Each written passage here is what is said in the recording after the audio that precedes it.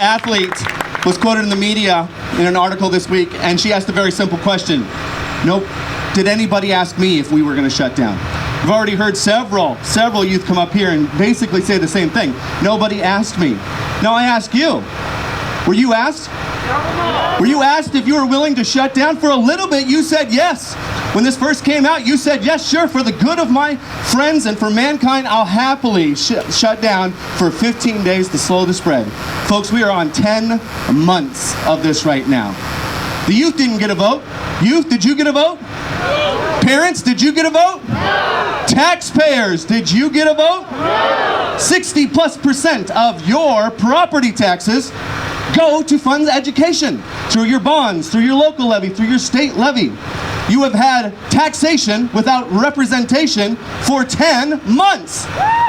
Are you going to accept that? No. Representation is very important for freedom. If you do not have representation, that is tyranny, friends, and that is what's being foisted upon you. But the good news is this: you do not have to accept tyranny.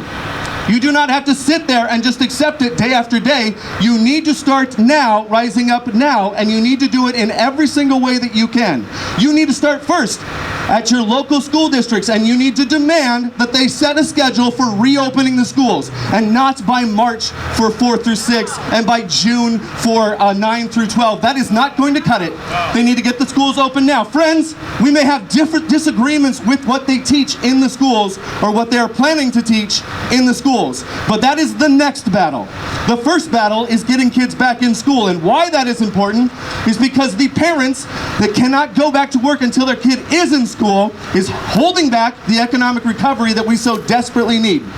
And economic recovery starts first and foremost with parents that both work being able to go back to their jobs, with single parents being able to go back to their jobs, trusting that their kids are safe in school. Without the kids in school, the economic recovery will be drawn out, and we will suffer into this depression. Are you willing to drag out this economic depression? What are you willing to do? Because that is the very next question. You need to step up and start taking action. This is a very loose association of freedom-loving people just like yourselves that have not been given the choice, that want to claim back that choice.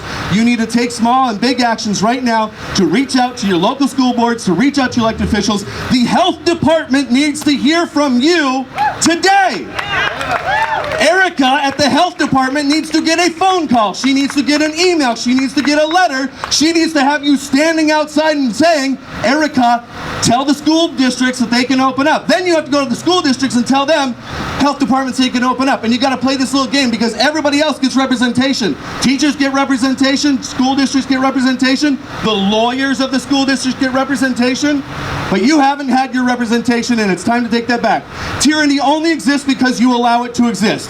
The second you step and say, I will no longer accept this tyranny, what can they do? Open up your businesses, get to your schools, demand that they open up, and I tell you what, friends, we won't have to wait until June to see all this come back. We can start now, right now, in restoring our country. We will demand that they open up. We will get our kids back to school. We will celebrate Christmas the way that we want to celebrate it. And if they persist, we shall have the New Year's Rebellion. We shall have the St. Patty's Rebellion. We shall have the Memorial Day Rebellion. We will not quit until we get our freedoms back. Amen? Amen.